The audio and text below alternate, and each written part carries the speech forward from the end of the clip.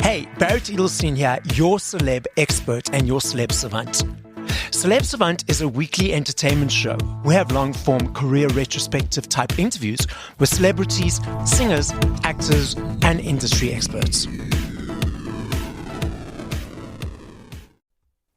Multiple award winner Maurette Brown Clark is one of the gospel music industry sweethearts with 4 chart-topping albums credited to her career. With her first Stellar Gospel Music Award win in 2000 for Best New Artist for her first album, How I Feel, she has remained consistent in producing that relevant and relatable gospel music sound. Subsequent albums have garnered additional Stellar Award wins and Dove Award nominations.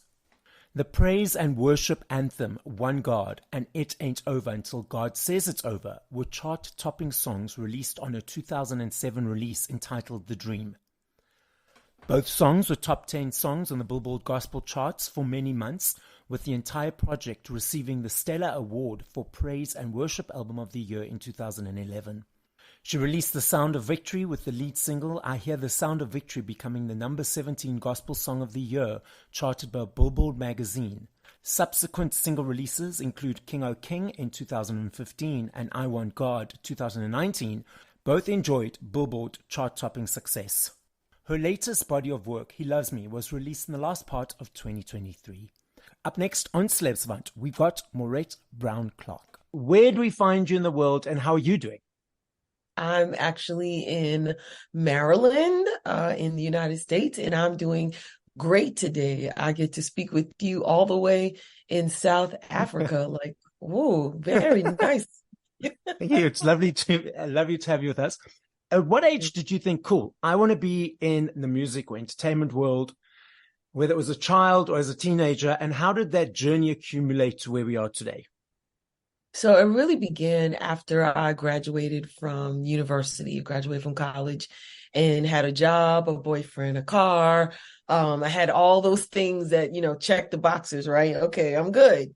And I had a hole in my heart and I was like, what am I supposed to be doing? Like, why did you create me? I always sang. I've been singing since I was a little girl, but it just was something that my family did. We sang, we went to school, we went to church. It was just a part of my makeup. And so I never really thought about it as a vocation. However, when I look back, it's like, oh, okay, that's what was being set up, right? So after I graduated from college and had that hole in my heart, that was when I discovered, okay, this is what you're supposed to do and how you're supposed to do it. Your music is not just supposed to be for your mother, your father, your siblings, the people that love you regardless, but it was supposed to go out to reach the world. And that's how I started my music industry journey, because that's how it happens. You use that vehicle that is the industry, those unobtainable, unreachable things, and get your music heard and out. And so that's kind of how that started. I've been running ever since. Let's dive into your creative brain and creative world. So from 0 to a 3 to 4 minute song, how does it come to be? What motivates it? Is it easy every time? Let's unpack your creative brain.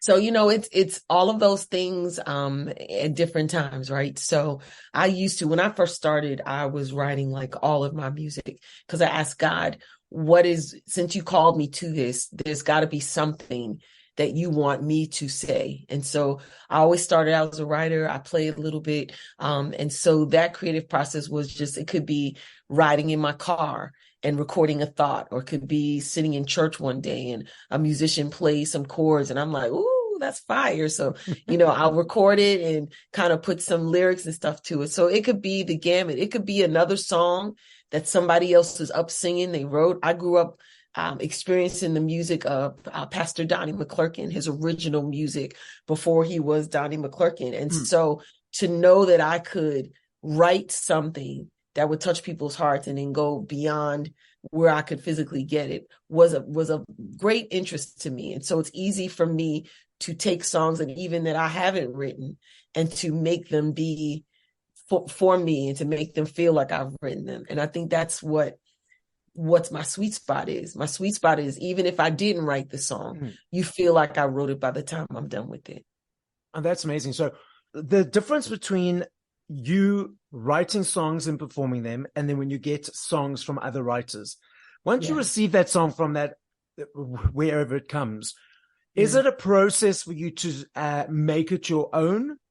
Like, does it take a certain amount of time, or is it a quick process?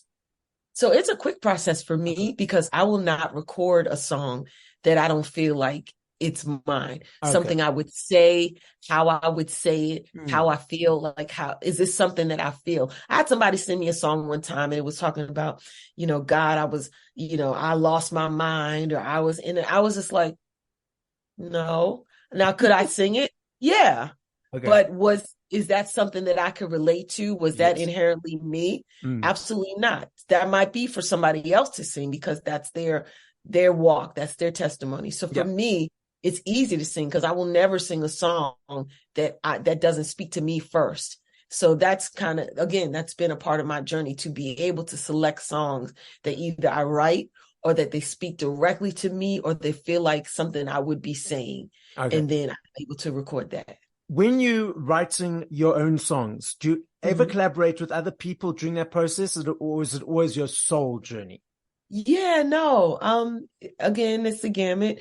For the title of this project that I have out now, I collaborated with a musician friend of mine, a few musician friends of mine Mm. actually, because you never want to be that person that's like a one-man band, right? Like you Mm. can be if you're Ed Sheeran and you can make all the parts, and and then sing and have that thing that you tap your foot on, like he's amazing, right? You Yeah. can be, if you're Stevie Wonder, and Yeah. you can do that, right? But Mm. for the mere mortals of the world, we need help.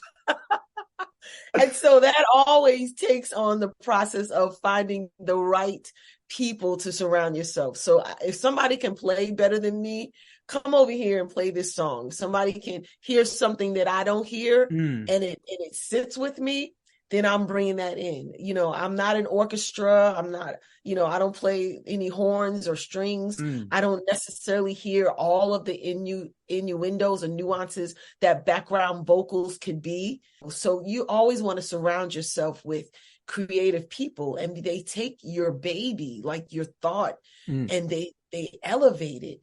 And that's the thing that I've really been able to do. I've worked with great producers, award-winning producers, award-winning singers and musicians, and they come together for a common goal. That's to make God's name great and to give me what's inherently me, my Yeah. message, the way I'm supposed to present it. You spoke about the new body of work, so let's dive into it a little bit more. So Okay. what was the inspiration behind it? Tell us more about it. I know that they're all your babies, all your songs. Are there any ones that Yeah. are little favorites more than the others, or they're all equally the favorite? So let's unpack the new body of the work. So He Loves Me is my brand new project. It is, I want to say, this is 2023. I hadn't recorded a full body of work since 2011. And so for any other artist, that would be like, just go somewhere, sit down, nobody cares. But I had people consistently saying to me, of all ages, like all like young people, middle-aged, older people, when are you going to record again? We need to hear your music. Are you working on anything? And, the first two people say it and you're like, but it was a consistent Yes.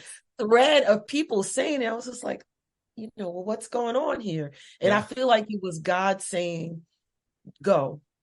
And even though I was like not wanting to go, I was like, well, do I want to do it like this? Right. So I'm always going to sing. I'm always going to write. I'm always going to praise. I'm always going to worship. But does it have to be recorded music Okay. anymore? Does it have to be dealing with the music industry that wafts and wanes and changes and things? And so it took a little bit of a nudging from some really close friends of mine to say, no, your voice matters still. Your voice is needed still. And yeah, you're going to record again, and we're going to literally drag you, push you, flip you until you get a hold of this. And I really do have to thank them for that, because now that I'm on this side of it, I'm probably the happiest I've been in a very long time, to have these messages. The title of the project is called He Loves Me. Mm. And it literally is a reminder that, in fact, God does. He loves us. And he loves us so much that he gave his only son, that if we believe in him, we won't perish. We'll have everlasting life. And even if you have different beliefs, like I'm not pushing that on anybody. But for me, the hope that I have in a savior to save me from life, I'll take a chance on that. I'll put some money on that and I'll take a chance with that. So the process was getting back in the saddle, getting back on the horse and doing what it is that I know God called me and created me to do. And that has been the joy of this record and the response that I'm getting, that is touching people's hearts, which is the point, that is making people feel better. That's the point, that it's presenting God in a way that is palpable, and able to be received. That's the point as well. So the process was actually pretty easy. I had a whole lot of people around me saying, yes, yes, yes, yes, yes, whatever you need, Maurette. Oh yeah, we'll do it. Whatever you want, Maurette. And I'm like, how did I get such great favor? But it's because I've been consistent with people. And now that consistency showed back up for me. What was, if you don't mind me asking, you mentioned or you touched on it. So your previous body of work was 2011. So what was the resistance, or what was the feeling, I need to be pushed to do the next one? Yes. So the full project came out in 2011.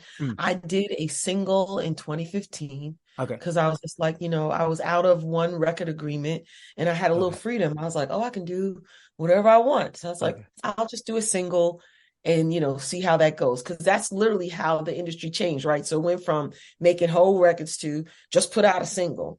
And then now it's coming back to whole bodies of works again, which is amazing. Yeah. So I put out a single and then I put out another single 4 years later. There were some, I have to be honest with you. First, I was thinking, what did take me so long? Then there was the pandemic too. But I was like, well, what did take me so long? But a lot of it was pandemic. And then some of it was just bad business decisions that I had to live with the repercussions of. I didn't know they were bad at the time. I thought they were for my good, but they weren't, and they didn't end up for my good. So it literally was, I was in a holding pattern and I had to wait and wait and wait until I was able to release music freely without looking over my shoulder like, is this entity going to come looking for me and try to stop me? And so that's literally, this is the first time I'm like saying that. I thought about it last night and I was like, something that has been a long time, but that wasn't you wanting it to be a long time. That was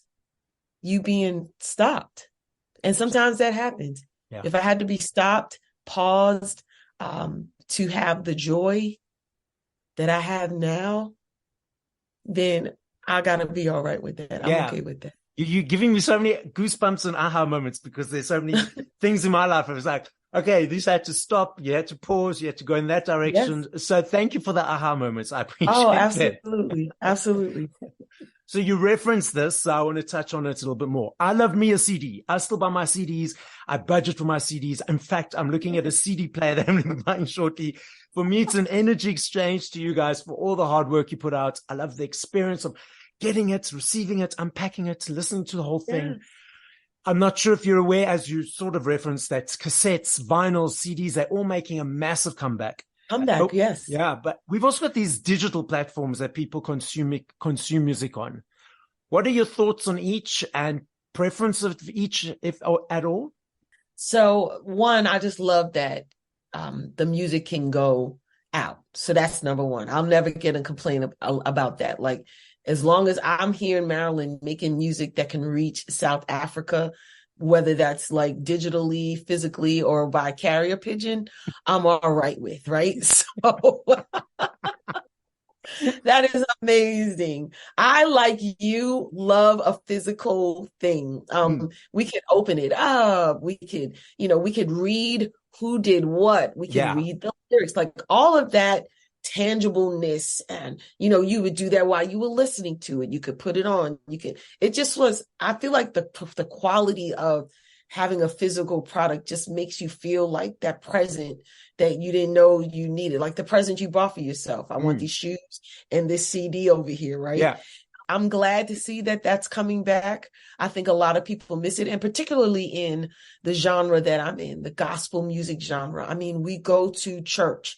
When we go to church, we have our Bibles, and we want something in our hands. The older demographic is used to that, so we want something in our hands. But then the young people, they're just like, listen, I'm gonna listen on the fly. This is what I do. So I just feel like I like that.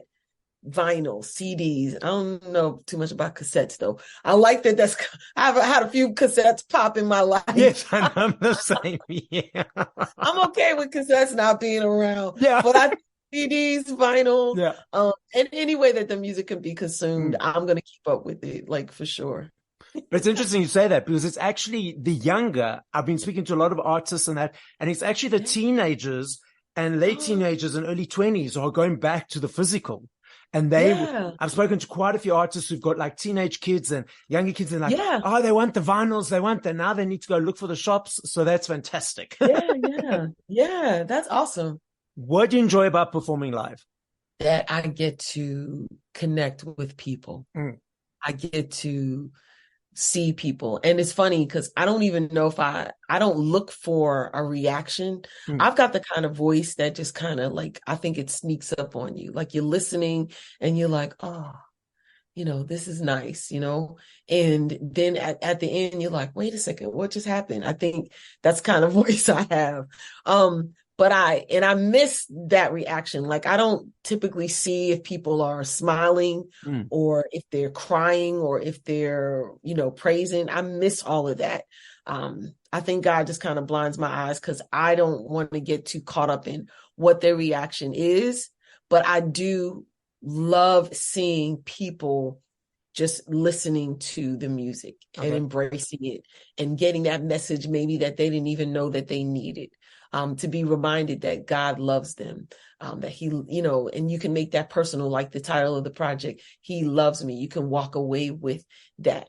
And I feel like I'm able to, I don't want to use sell it, but I'm able to just impress upon them even more when I can do it in person. I'm not sure if it's the same in the gospel genre, but I'm always a person right in front, enjoying the music, experiencing it. I take my phone out for one or two videos, one or two photos, and then I put it away. But these days I find that so many people have their phones out trying to get the perfect videos, tweeting, posting, whatever they're doing for a majority of the song. And you mentioned that reaction and connection with the audience. From the person on the stage that's potentially seeing a bunch of phones, do you find sometimes it takes away from the energy and connection? 100%, because 9 times out of 10, they don't go back and watch it.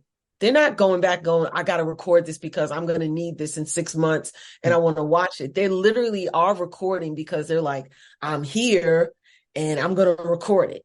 So if you're missing that moment, there might be something that you need right then that you need to be engaged with. I personally don't want to see any phones because, I might hit a bad note or two, but I feel like you are missing you're missing the experience, like to be here live. You can go on YouTube if you want to watch, something I've sung or something I've done on social media, but to actually be in the room and we get to experience a moment that will never happen again together, and to be present in that moment is most important. So I don't want to see a phone. I don't want you going live.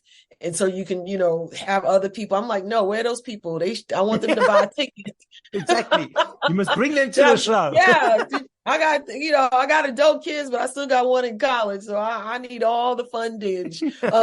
Thank you so much. But I get it. That's the world we live in. And unfortunately, we just have to kind of swallow and just deal with it, I guess. But definitely I don't want to see a phone. I want you to, let's lock eyes. Let's go through this journey together. Absolutely.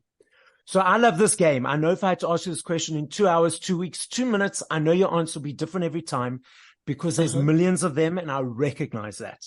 Yeah. If you had to push play to 5 songs by other artists once we have finished this conversation, what would those 5 songs be and by whom? Oh my gosh, what would those 5 songs be by other artists? So it would be a song called I Love the Lord by Richard Smallwood. I would take either the Whitney Houston version or the Richard Smallwood version I love. I would press play on, there's a song by the Walls Group called I Will. Mm. A recent song, I would listen to that. Gosh, what else would I listen to? Trying to rush here. Anything Pastor Donnie McClurkin recorded. I mentioned him earlier.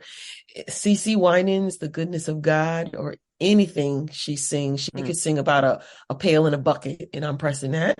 Yeah. And then I guess the last one would be, I'd have to think of the fifth one. I don't want to hold you up too long, but Okay. So yeah, that's for our thoughts. Let the audience slot in their own one. So yeah. the podcast is listened to throughout the world. So as a final message to the listening audience, what would you like to say?